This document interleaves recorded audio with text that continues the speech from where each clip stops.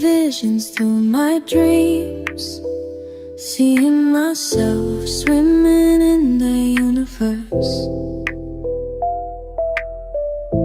My ancestors gave me gifts to read cards, predict and heal. My name is Daphne, but spirit calls me Babylon. Angels communicate through numbers. Intuition is so deep. The gift I fully embrace within.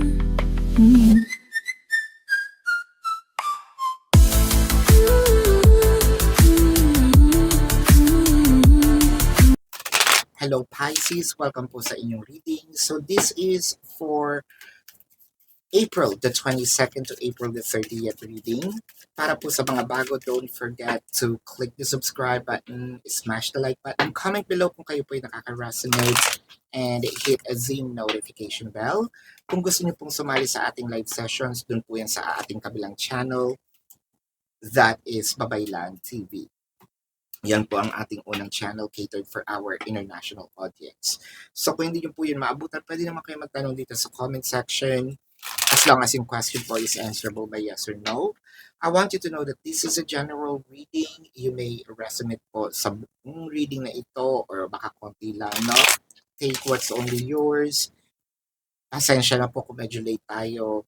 Alam niyo naman, pag mahal na araw, nagpupunta ang mga spiritual practitioners kung saan-saan to do their rituals, do their meditations. I did my part, na-post ko po yung, or na-document ko yun, ay pinost ko sa Facebook and sa TikTok, no?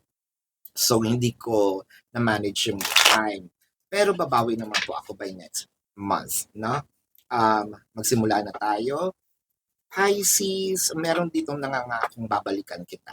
It could be you, it could be your person. No? Parang sasabi natin na sa ngayon, siguro mas mabuti, we are in separation, pero para sa akin, ikaw pa rin yung taong babalikan ko. No?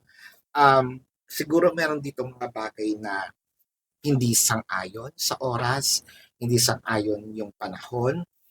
I feel like siguro kailangan ng magtrabaho ng isa, kailangan kitang iwan, kailangan ko muna mag-aral, so yung isa naman hindi makapag-antay, no? Pero dadating, I think that dadating yung time dito na magtatagpo ang inyong mga landas ulit, no? With the World card, the Four of Swords, the Three of Swords. Meron dito mag-reach out at parang sasabihin, hindi ko kaya. Hindi ko na kaya yung separations natin. So separations can be physical or energetic. Physical, the person might be in a different city, state, a county, country, different continent, literal. Magkahiwalay tayo in physical form. Energetic separations, pwede namang nakikita tayo sa bahay, nakikita tayo sa opisina, nakikita tayo sa school, no? Pero hindi tayo nag-uusap. Ang pinakamasakit dito is combination pa. Hindi na nga tayo nag-uusap. I mean, hindi na nga kita nakikita, hindi pa tayo nag-uusap. So, it's painful for me. And I feel like I can't bear this pain anymore. And I feel like by next month, someone here is going to reach out kasi ayoko na ng ganito. Parang sasabi, ayoko na ng ganitong setup. Hindi ko kinakaya, no? I have been longing for you. I feel like hindi rin ako maso-surprise if the Six of Cups will show up in here. But the Three of Swords, ganun na lang yung pain, no? With the King of Swords and the Eight of Swords, napakadaming swords naman na to. I feel like meron din dito matabilang dila, masakit magsalita. Kaya siguro, no, sinabi nito, lalayo muna ako, or kumbaga, I'm going to step back a bit kasi masakit na yung sinasabi mo. And I feel like, iba yung interpretation, kasi, ikaw lumayo ka. So, ibig sabihin nun, ayaw mo na. So, someone here probably is really assuming, or someone here is really triggering the person, no, to show up. Pero hindi naman nakuha yung gusto, kaya what someone did here is lumayo or cut off the connection. With the Page of Wands, the Seven of Cups, and the Five of Swords, I feel like maraming ginagamit yung isang tao dito, whether this is you or this is your person. You can interchange the scenario naman. What I'm reading is the dynamic. I think that someone is using someone else's account. It could be their nanay's account, kapatid na account, no? Or someone is using a dummy account para i-check, no, yung person. So someone here, nando pa rin yung string. Hindi nawawala yung sabihin natin, importante ka sa akin, importante ako sa'yo. It just so happened na hindi pa talaga nagtutugma, no, itong oras para magkaroon tayo ng kaliwanagan.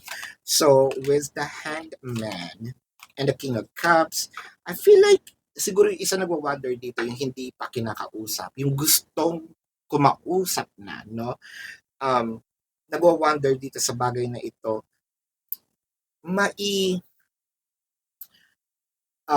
do I still matter, no, sa person ko?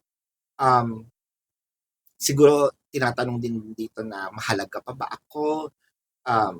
Meron pa ba pagmamahal, no, si person sa akin?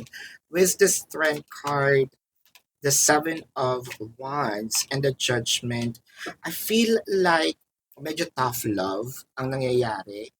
Kasi kung sino man yung ayaw makipag-usap, hindi pa rin talaga ready makipag-usap.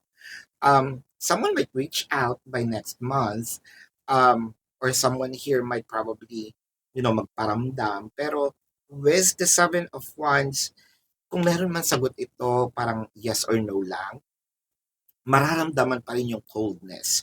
So, with the Judgment, I feel like someone here at this current moment decided to really move forward with their life.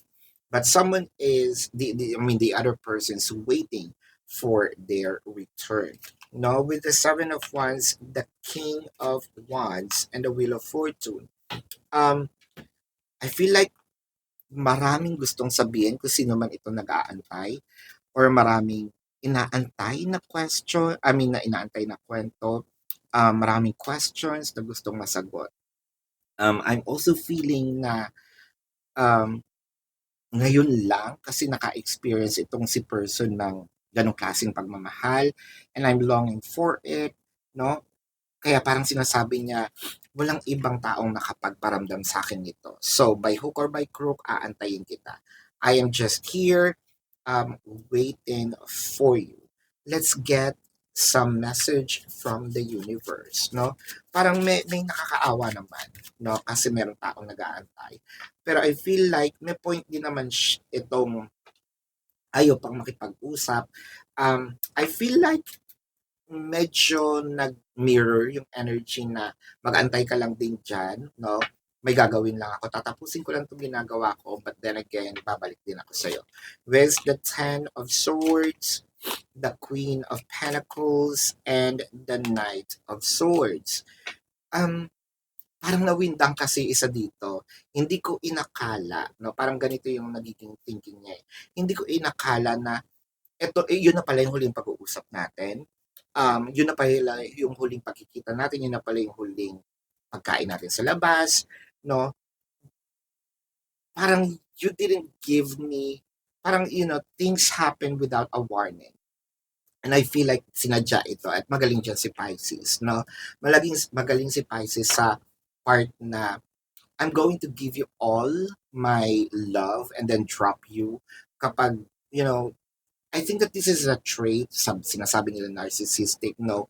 Pero ito kasi yung hanggat hindi ako nasasaktan, hindi rin kita bibitawan.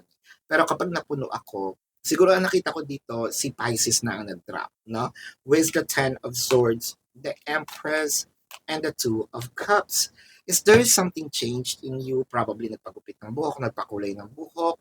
I feel like dahil nga yung mga changes, nakikita niya na ay nag-i-improve, no, si Pisces ko.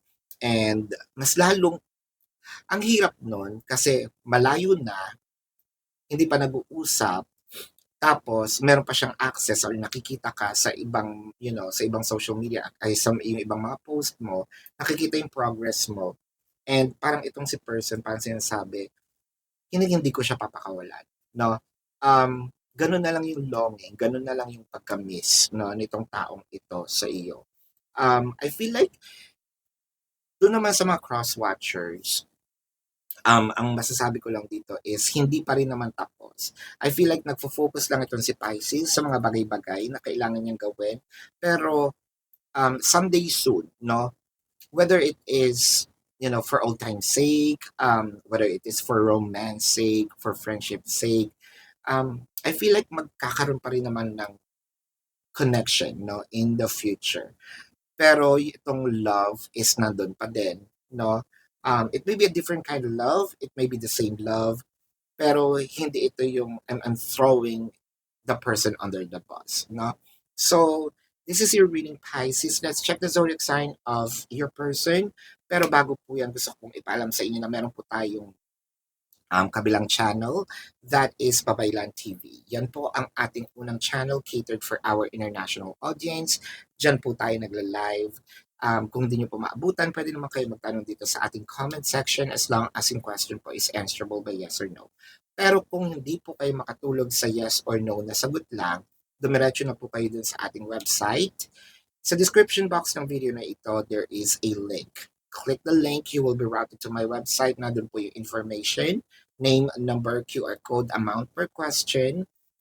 Take advantage of the 4 questions plus 1. And if you also want to book a private reading, na dun din po siya. Na? So let's check the zodiac sign. This can be their sun sign or a placement in their chart. I'm seeing Cancer, Taurus, Sagittarius, Leo.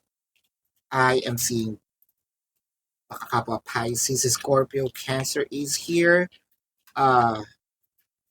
Yan. So that is your reading. Love and light to you. Namaste. See you po sa susunod na readings. Goodbye. You want the best of my heart, you just got